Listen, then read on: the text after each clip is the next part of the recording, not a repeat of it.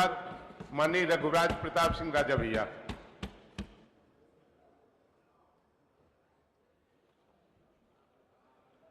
माननीय अधिष्ठाता महोदय, सूखा और बाढ़ पे चर्चा जो हो रही है, एक तो ये अजीब स्थिति है कि प्रदेश में एक तरफ सूखा और एक तरफ बाढ़ एक साथ एक ही वर्ष आया है। तो पहले तो मैं सरकार को धन्यवाद दूंगा कि आपने इस चर्चा को स्वीकारा और मुख्य रूप से कृषि, बिजली, पर्यावरण और सिंचाई, इन 4 मंत्रालयों से संबंधित ये चर्चा है और ये समस्या है। श्रीमान, अगर कृषि मंत्री यहाँ उपस्थित होते तो और अच्छा होता। उत्तर प्रदेश की 65% आबादी खेती पे निर्भर है और इसलिए ये चर्चा और भी आवश्यक हो जाती है। कल भी इस चर्चा को हम सुन रहे थे, माननीय कृषि मंत्री, माननीय जल शक्ति मंत्री की ओर से उन्होंने कहा कि साहब, नहरों में टेल तक पानी जा रहा है जो कि सत्यता से परे है। इसको सत्ता पक्ष के विधायक और चाहे प्रतिपक्ष के विधायक इस चीज को मानेंगे। अपने अपने क्षेत्रों में जाएं, टेल तक पानी नहीं जा रहा है, बहुत सुधार की आवश्यकता है। मेरे यहाँ भी मानिकपुर रजवाहा, हीरागंज रजवाहा है। पूरे प्रयास के बावजूद हमको ये कहने में कोई झिझक नहीं है कि हम लोग उसके टेल तक पानी अनेक पत्राचार, अनेक प्रयासों के बाद भी नहीं पहुंचा पाए। रबी, खरीफ, जायद 3 फसल होती है श्रीमन, जिसमें खरीफ की ये जो फसल है इसमें वर्षा की भूमिका सबसे महत्वपूर्ण होती है। आपने देखा होगा कि अगर ट्यूबवेल से या नहरों से धान की फसल को पानी पहुंचा भी दिया जाए और कड़क घाम हो रहा है, धूप हो रही है, तो फसल पीली पड़ने लगती है। इसके लिए ह्यूमिडिटी, इसके लिए नमी की आवश्यकता होती है। लेकिन प्रकृति के प्रकोप के बावजूद बहुत से ऐसे कदम हैं जिनको उठा करके हम काफी हद तक सूखा और बाढ़ से अपने प्रदेशवासियों को, किसानों को राहत दे सकते हैं। जब हम सूखा की बात करते हैं तो बात सिर्फ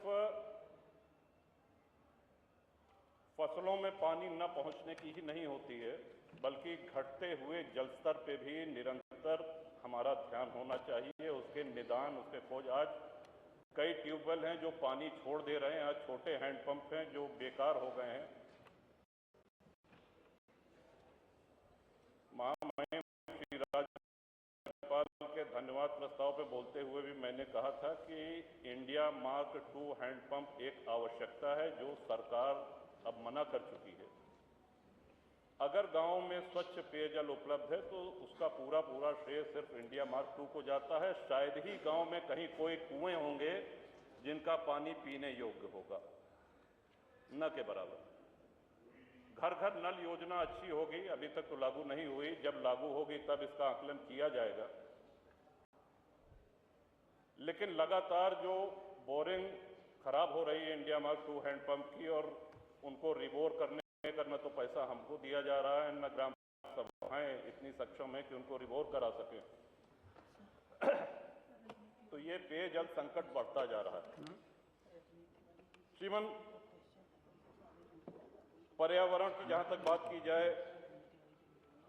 वृक्षारोपण बहुत जरूरी है, हम सबको सिखाया गया है। और यही जुलाई अगस्त का महीना है कि व्यापक पैमाने पर सरकारी विभाग माननीय मंत्री से, माननीय मुख्यमंत्री जी से, सभी नेताओं से वृक्षारोपण का एक समारोह जैसा मनाया जाता है, फोटो खींचती है। कई बार ये भी कहा जाता है कि साहब इस बार रिकॉर्ड तोड़ वृक्षारोपण हुए हैं, इतना बड़ा वृक्षारोपण अभियान कभी नहीं हुआ। लेकिन वो रोपित वृक्ष कितना चल पाते हैं ये भी देखना जरूरी है। अरे बच्चा पैदा हो गया तो बच्चे को लालन पालन भी जरूरी है।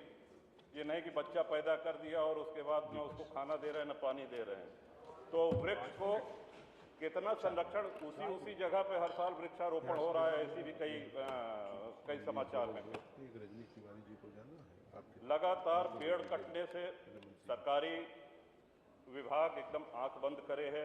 एक्सप्रेसवे है, हाईवे हैं, सड़कें चौड़ी हो रही हैं, होनी चाहिए, लेकिन जो पेड़ कट जा रहे हैं वो देसी आम के हैं, महुआ के हैं, वो हमारी पीढ़ी अब अपने जीवन में वो पेड़ नहीं देख पाएगी।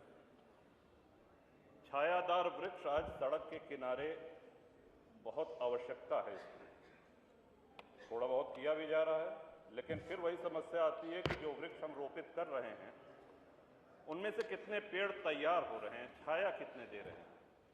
शहतूत है, पाकड़ है, महुआ है, देसी आम है, ये सब प्रजाति, इस पर चिड़िया भी बैठती हैं, इसके फल भी चिड़िया खाती हैं। तो इन वृक्षों को प्राथमिकता दी जानी चाहिए और यूकलिप्टस जैसे पेड़ जो लगातार जल स्तर को नीचे करते हैं, इन पेड़ों पे प्रतिबंध लगना चाहिए। यूकलिप्टस के वृक्षों पे न उस पर चिड़िया घोंसला बनाती है, न बसेरा लेती है, और वो पानी का जल स्तर बहुत नीचे कर देता है।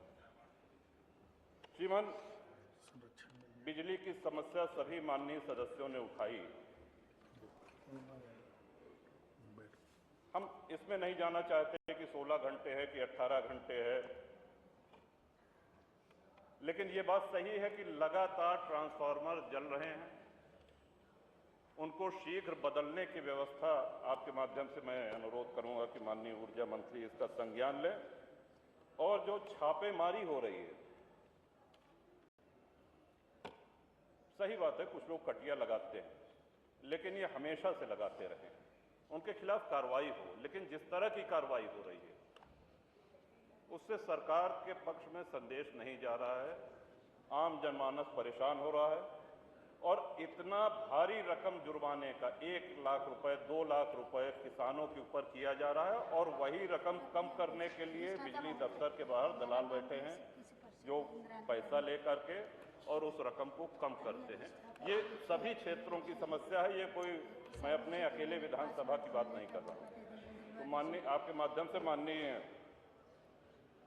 ऊर्जा मंत्री जी से भी ये अनुरोध है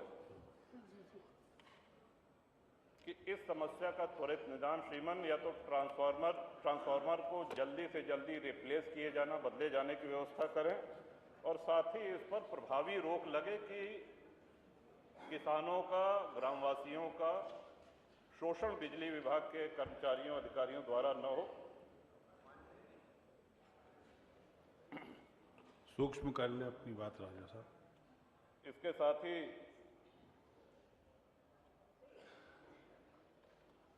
श्रीमान,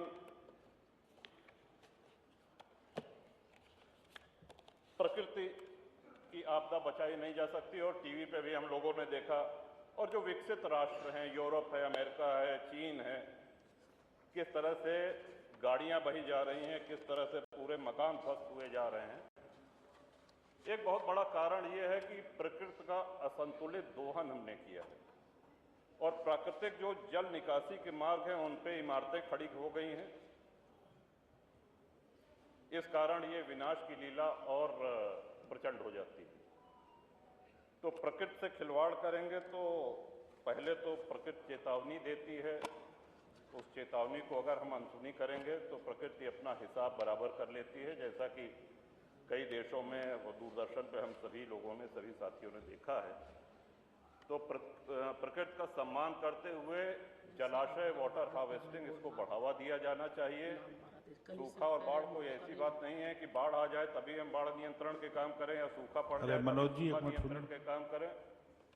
ये निरंतर पूरे वर्ष चलने वाली योजना है, और इसको ध्यान दे करके आपके माध्यम से सरकार से निवेदन है कि इन समस्याओं का, जो आम जनमानस की समस्या है, उसको गंभीरता से लेकर के उनका निदान करने का कष्ट करें। बहुत बहुत धन्यवाद।